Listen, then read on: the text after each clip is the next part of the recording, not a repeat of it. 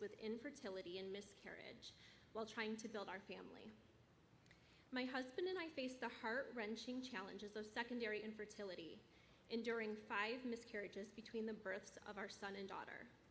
Throughout this journey, I had to undergo multiple D&C procedures, a medical intervention to remove fetal tissue from the uterus, as well as take abortion medication, both of which are commonly used for abortion care. In addition, the medical support that allowed me to have my beautiful daughter involved fertility treatments, which are also at risk of being regulated by politicians. During this difficult time, I was grateful to have the right to make decisions about my body in consultation with my doctors, ensuring that I received the necessary care without delay. Sadly, in many states where abortion bans are now in effect, women experiencing miscarriages are being delayed or even denied care. And if Donald Trump is elected again, basic fertility treatments like IVF could be at risk, and women like me hoping to start their family. Trump's overturning of Roe has jeopardized access to all forms of reproductive health care, as we saw in Alabama when their Supreme Court halted IVF care for families across the state. And Trump himself has refused to say he would veto federal legislation that would threaten access to IVF nationwide. It's truly terrifying. This November, there is no question which candidates will stand up for reproductive freedom. President Biden and Vice President Harris are the only ones who will safeguard reproductive health care. That's why I'm proud to be standing here today with Vice President Harris. Thank you so much for having me.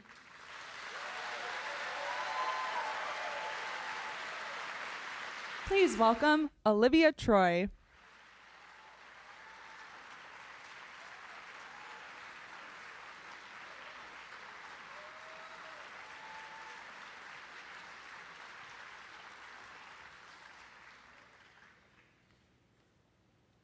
Good afternoon, everyone. My name is Olivia Troy, and I'm grateful to be here today to welcome, and I have to tell you, super excited to be able to say this, to welcome Madam Vice President.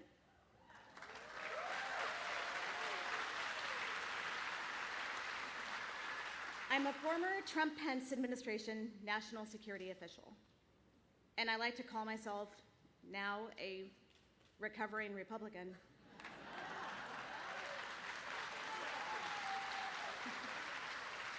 So you might be wondering why I'm here today. The truth is, I'm here today because I can tell you as a former official in the Trump-Pence administration, the Project 2025 plans for a second Trump term are very real. Coming from a party that I supported for my entire life, supposedly concerned about individual privacy and liberties, Trump's Project 2025 is a complete government overreach. Project 2025 would ban abortion nationwide, even without the help of Congress, including right here in Michigan. It outlines plans to criminalize providers for sending or receiving medication abortion in the mail. It talks about tracking miscarriages and reversing protections for a woman's right to emergency abortion care.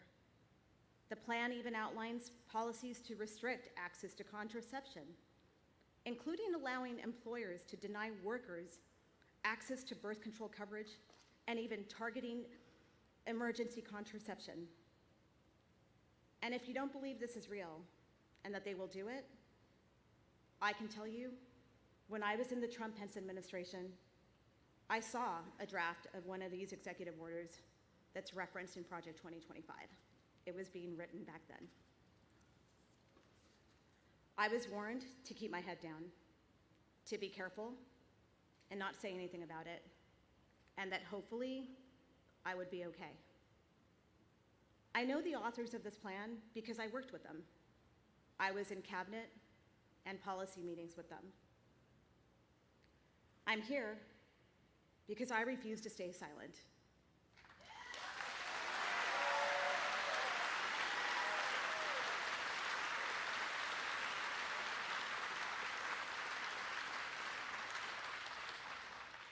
No matter how hard Trump tries to distance himself from this plan, I can tell you his allies wrote it, and he will implement it. The only way to stop Project 2025 and its extreme agenda is to re-elect President Biden and Vice President Harris this November.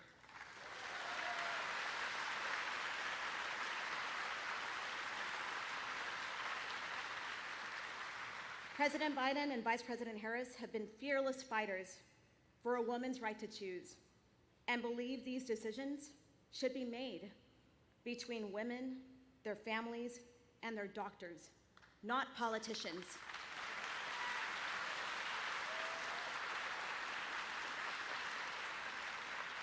And we know they will continue to fight to restore the protections of Roe versus Wade.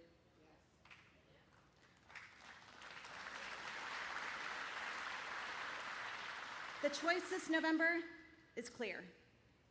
The Biden-Harris ticket is the only choice that will protect a woman's right to choose and access to reproductive health care.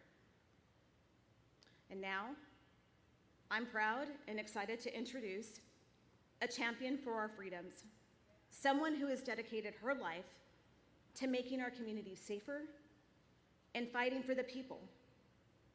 Our first woman Vice President, Kamala Harris.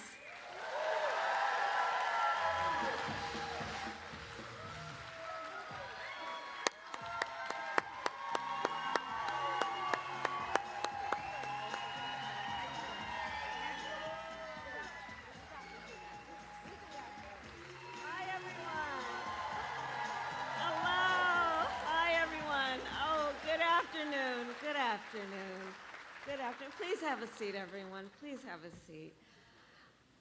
It's really good to be back in Michigan. I want to thank you all for the work you're doing. I want to thank Debbie Stabenow. Where are you? She's that extraordinary senator of yours.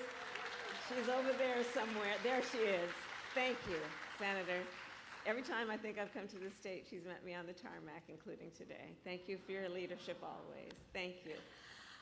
Before we begin our conversation today with these two extraordinary leaders, I do want to discuss briefly what happened on Saturday. I've not had a chance yet to publicly talk about it, but I will say a few words about the attempt on the life of former President Trump over the weekend. As we all know, it was a heinous, horrible, and cowardly act. My husband Doug and I are thankful he was not seriously injured. That day, as soon as we saw what was happening, we said a prayer for his well-being. And our thoughts immediately turned to Melania, who we have met, and their family. The bottom line is no one should have to fear for the safety of a loved one because they serve in public office. Our heart goes out to the family of Corey Comparator, a true hero who died protecting his family. And Doug and I, of course, are holding them close in our hearts. We are also wishing those who were critically injured that day a swift and full recovery. And we are thankful to the United States Secret Service, the first responders, and local authorities. The United States of America, I believe, is the greatest democracy the world has ever known. Yes.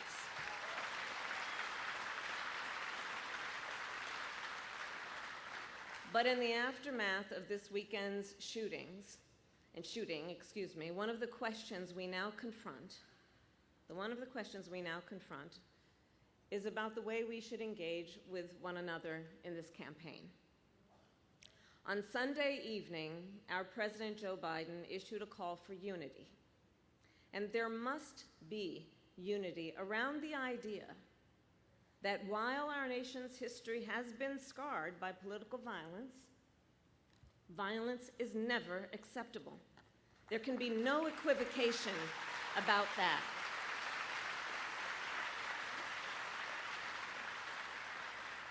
At the same time, the hallmark of American democracy, the hallmark of any democracy, is a strong competition of ideas, policies, and a vision for the future. And just as we must reject political violence, we must also embrace a robust discussion about what is at stake in this election, the surest way to reaffirm the strength of our democracy is by engaging in a vigorous and civil exchange of ideas. And one of the ideas and one of the principles that is at stake in this election is the issue of reproductive freedom. And that is why I am here today to discuss that topic, and I look forward to our conversation. Thank you all very much.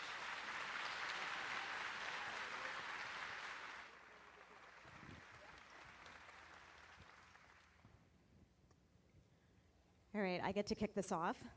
It's an honor. I'm here as a conservative, pro-choice woman. And I don't think 10, 5, or even maybe 2 years ago, we would have been talking about reproductive rights in elections, because it was seen as too controversial, not a winning issue, and frankly, it seemed like settled law. Clearly, the landscape has shifted 180 degrees. How do you see this moment and how we got here? So first, I want to thank the two of you for your extraordinary courage and leadership on this issue. The voice that you each have carried and continue to carry is the voice of so many people who may not have the ability to do what the two of you have done so courageously, and I thank you for that. And we should applaud their courage. It takes a lot of courage to do what you two are doing. Extraordinary courage. So, just over 2 years ago, the highest court in our land, I think about it, the court of Thurgood Marshall and RBG, took a constitutional right that had been recognized from the people of America, from the women of America. And thereafter, in state after state, extremists proposed and passed laws that would punish healthcare providers. I mean, in a state like Texas, their law provides for life in prison for a doctor who administers care. Laws that would punish women, criminalize doctors, punish women. Laws that make no exception even for rape and incest. Many of you know I started my career as a prosecutor. You may not know one of the reasons why. When I was in high school, I learned that my best friend was being molested by her stepfather. And I said to her, you have to come stay with us. You have to come live with us. I called my mother. My mother said, of course she does, and she did. So I decided I wanted to take on a career that was about protecting, in particular, women and children from violence. And the notion that these extremists would say to a survivor of such a crime of violence and a violation of someone's body, and to say to that survivor, and you have no right or authority to decide what happens to your body next, that's immoral. What has been happening in our state is that, I've talked with so many women who have a similar story to what you have shared, women who want to have children and have gone through the horrible experience of a miscarriage and need care, need medical care, and denied access to an emergency room because the healthcare providers there believed they would be exposed to a criminal case if they helped. The number of stories that I've heard about women and their partners, their spouses, their families silently suffering. Think about what's happening in our country when you know that the majority of women who receive abortion care are mothers, okay? Well, God help her if she's in a state with a ban. God help her if she has paid family leave or affordable child care. Think about, I say to my staff and my team for years, I say, in public policy, always ask, how does this impact a real human being? Right? So think about what we're saying to her, that God help her if she's got extra money to buy a plane ticket and for a hotel room. And then what does that mean? She has to go to the airport, stand in line at TSA, get on a plane, sit next to a perfect stranger, go to a city where she's never been to receive this care, to only get back as soon as she can because she got to take care of those kids. Her best friend's not with her because her best friend taking care of the kids. Think about what we're putting people through. The other thing, though, that I have experienced in these 2 years as I travel around our country, and I've taken almost 100 trips in connection with this issue. It's my 6th time since the Dobbs decision coming to Michigan. And one of the things I've found also are the stories of people who tell me about themselves. You know, I once felt very strongly about this. Didn't believe in abortion, didn't believe in it. That was But me. right? And they are saying, but I didn't expect this would happen. That was the household I grew up in. That was me Right. and my mom. We're conservatives. We grew up in a conservative Catholic household in Texas, very Republican family. That was me, but we've evolved. Yeah, because I think that, first of all, on this issue, most people believe that one does not have to abandon their faith or deeply held beliefs to agree the government should not be telling her what to do with her body. Right? If she chooses, she will talk with her priest or her pastor or her rabbi or her imam, but it shouldn't be the government telling her what to do. And I do believe the majority of us as Americans have empathy and don't will upon another suffering. I do believe that, and that's what I'm finding, to your point about people who felt strongly before the decision came down, and now they're seeing how it's playing out, and they don't intend that people would have that experience. So. All right, as I mentioned earlier, I have personally navigated the challenges of miscarriage and secondary infertility, which has deepened my understanding of the importance of having the right to make informed decisions about your own reproductive health. Miscarriage is extremely common, with 1 in 4 pregnancies ending in loss, yet it remains a topic that's rarely discussed openly. Yeah. My experience highlights the critical need for women to have access to safe medical care. Like this conversation today, you've been intentional about speaking to folks across the political spectrum about what is at stake on this issue. You have traveled all across the country, including to traditionally conservative areas, to speak about the importance of reproductive freedom, and have shown up at the places where freedom is under attack. And now this is your 7th visit to Michigan as vice president, and the 2nd trip this year to Michigan to talk about reproductive rights. Why is it important for you to show up and bring this message? Again, I thank you and both of you for being here. I think I'll repeat the point that I made earlier. I think that most of us agree that we shouldn't allow supposed leaders to do things that hurt people. You know, there's something very basic about this. I think that there is something that is very basic about this in terms of who we are as Americans and our founding principles, which include a founding principle that we believe in freedom. We believe in freedom. Freedom from the government telling us what to do about matters of heart and home. We believe in the right of people to make basic decisions like when and if they will start a family and how. In traveling the country, part of what I point out, which is what we all know, regardless of your gender, think about this. If we, in this year of our Lord, 2024, have a state of being where the government can tell you what to do with your body, I mean, the most basic of things you should have control over, everybody better watch out about what other freedoms you're taking for granted.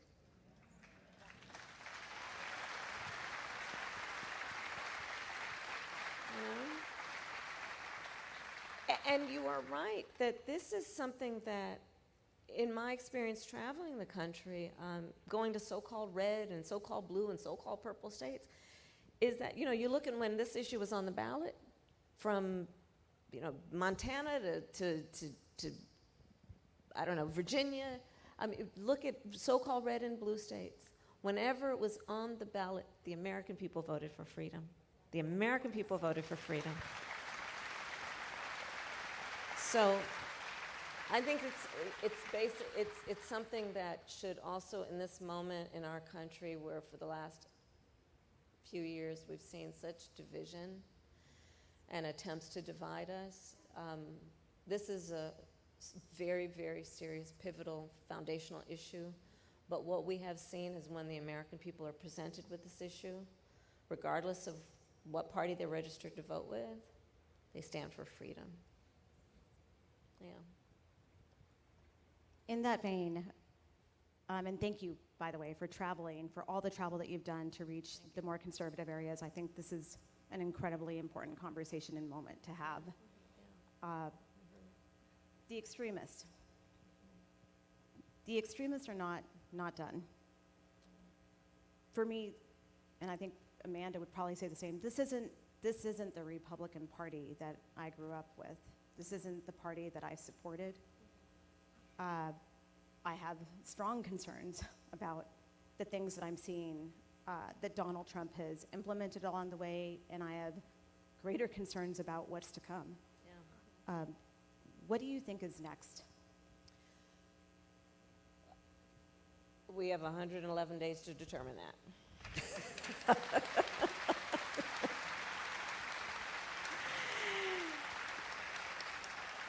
Because therein also, in the midst of those who are trying to take individual freedoms, including the power to make basic decisions about your own life, we should remember the power of the people to make a decision about who sits in these offices. And that power rests with us, each one of us.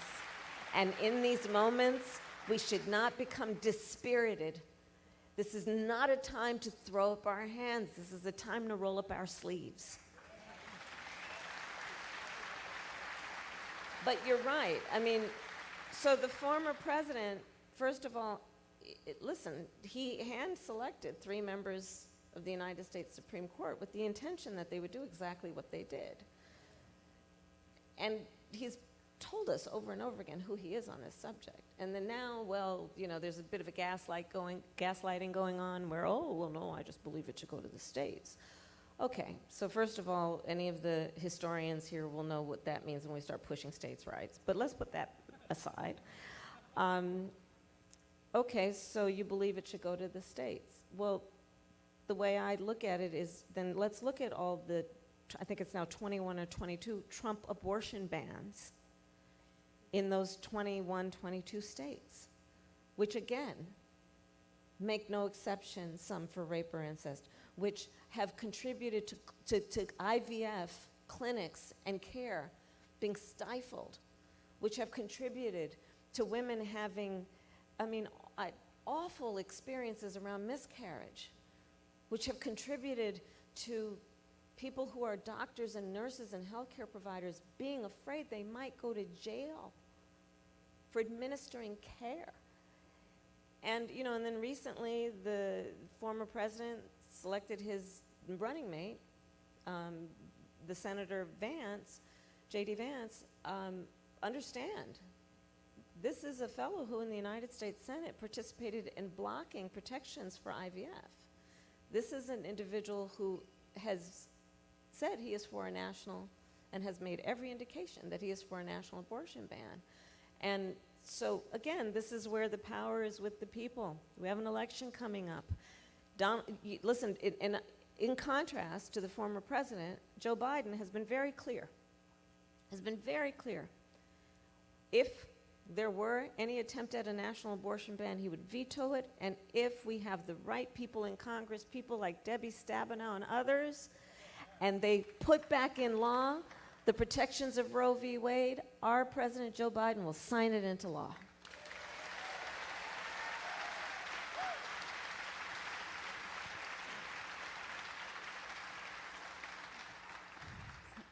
So pivoting a little bit, this is an issue that I personally very much care about. I've worked on a lot, especially having a family member that experienced gun violence.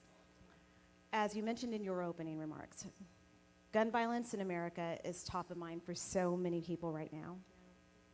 And there is no place for political violence or gun violence in our nation. Last year, I was proud to advocate for new laws that were passed here in Michigan. I advocated as a gun owner, a responsible gun owner, including a red flag law, universal background checks, expanding them, and a safe storage law. But we know that we still need additional reasonable gun safety laws at the federal level. How are you and President Biden working to address gun violence in America? So, Olivia, you've been a great leader on this, and I'm sorry for the personal tragedies that you've experienced. Gun violence in America today is the #1 cause of the death of children in America. Think about that. The #1 cause of the death of children in America is gun violence. Not car accidents, not some form of cancer, gun violence. Today in our country, 1 in 5 Americans has a relative, a family member who was killed by gun violence. And it doesn't have to be this way.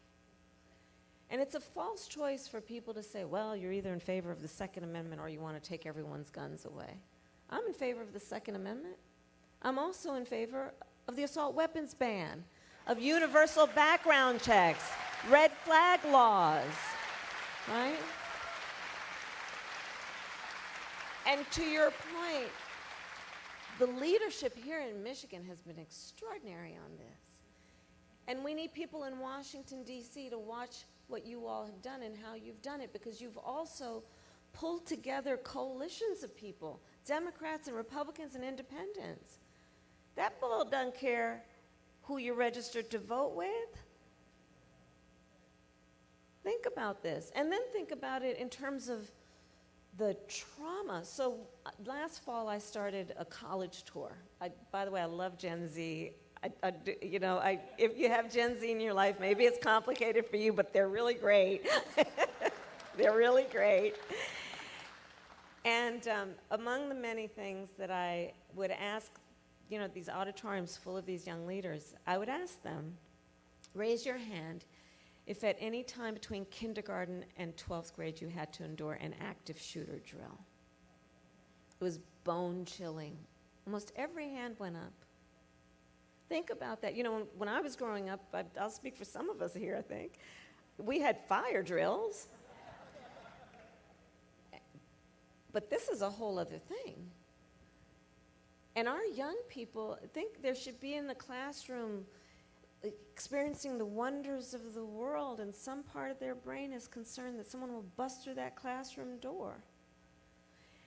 And think about the trauma that gun violence has exacted not only on our young people who are afraid of what might happen in the context of a mass shooting. Think of the trauma in terms of everyday gun violence that happens in places around our country. That trauma being undiagnosed and untreated. There are so many permeations and ramifications of this gun violence. In fact, we just announced a couple days ago, under the president and our administration, we created 988. In fact, I'd encourage everyone here to know about it and pass it on. And it's basically a crisis line where people who are in crisis, it's not only a talk line, but there are mental health professionals who answer it 24 hours a day, 7 days a week, anonymously. So people can text or call when they're experiencing crisis to bring it down and also to know where to get help. But these are all the ramifications of this. And the solutions don't really require that much creativity. What they do require is people in the United States Congress to have courage to act and do what we know is the right thing to do, and not cower based on special interest and powerful lobbyists who are encouraging them to do something that actually is contrary to what is the health and well-being of our nation on such a specific issue. I've been sharing my personal story with the hope of encouraging women across the country to vote for candidates who support the right to choose, because I firmly believe that politicians have no place in family planning, especially when it doesn't go as planned. Here in Michigan, we worked hard 2 years ago to pass Prop 3 to protect reproductive freedoms, reflecting the belief of 57% of Michiganders that every person has the fundamental right to reproductive freedom. However, with the upcoming presidential election, there's still so much at stake if Republicans gain control and are allowed to implement a nationwide abortion ban. With the election just 4 months away and the potential implications for reproductive rights, how are you planning to engage and mobilize voters, and what strategies do you think will be most effective in reaching and inspiring people to take action? Thank you, Amanda, for that. One piece of this is to really remind people that they're not alone. I think there's something that has happened, I mentioned it earlier, that is making people feel like, you know, are people there for me? And we have to remind people we're all in this together. I think this is a moment that we have to be very intentional about building community, about reaching out to the folks we know, relatives, neighbors, coworkers, and reminding them that we're all in this together and that we can make sense of it if we try. And part of making sense of it is reminding everyone in an election year their power to determine very important issues through their vote. And so that means, you know, reminding people to register to vote, reminding people to go online. There's iwillvote.org and to make sure you know where you're registered, because sadly in so many states in our country right now, they're intentionally passing laws to make it more difficult for people to vote. They're passing laws that allow, you know, for political reasons, that they'll reduce the number of polling sites so that people won't know where to go vote, or because there are reduced polling sites, the lines will be longer, which will deter people from standing in line, especially if they're working 2 and 3 jobs. They don't have the time. So let's remind people about the connection between their lives and their vote, between their power and the outcome of this election. Let's organize people building coalitions. You know, again, there are forces trying to divide us. We got to remember in our hearts and help people remember the vast majority of us have so much more in common than what separates us. We got to remember that, right? I think that's critically important. You know, sometimes these kinds of moments have a tendency, if not an intention, to make people feel small and make them feel alone and disempower people. I was saying we had a brief conversation earlier, you know, I think there's this perversity that has taken place over the last several years to suggest the measure of the strength of a leader is based on who you beat down, when in fact the true measure of the strength of a leader, I think we all agree, is based on who you lift up, right? That the character and the strength, therefore, of a real leader, I'm looking at a room full of leaders, you wouldn't be here if you weren't, the character is such that that individual has some level of concern and care about the well-being of other people, and then does something about it to lift them up. So let's remind people of all of that, and let's organize, and let's energize, and let's mobilize. Literally call up and text and email folks you know and just bug them. Just bug them. It's okay. It's election time. They'll expect it coming from you. They'll still invite you over for Thanksgiving and Christmas. It's okay. But let's just stay on people, and in that way, let them know that they matter and that we're all in it together. So. Well, speaking of elevating people, as we come to the close of the program, though, I think what you're doing is incredible. I think this is exactly the way forward. I think extending the grace that you have to have Amanda and I on stage is to Republicans or recovering Republicans, as I said earlier, I think this is an example of how we come together and how we build this coalition. Like you said, I think it's about empowering each other. And I also think it's a sign of that women are going to support women. That's right. We're going to That's stand exactly by right. other women.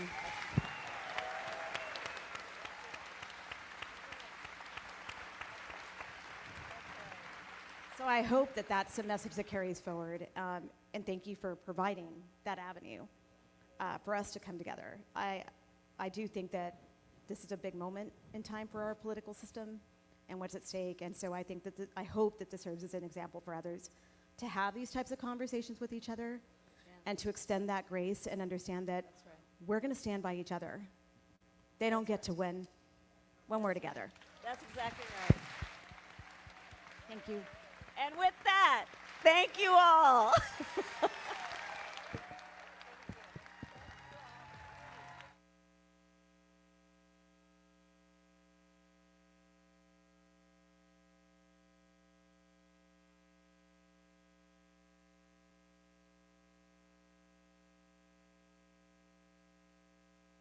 So we're gonna take a selfie with everyone in the background. Yeah. Who's got the phone though? We got a phone. We got a phone.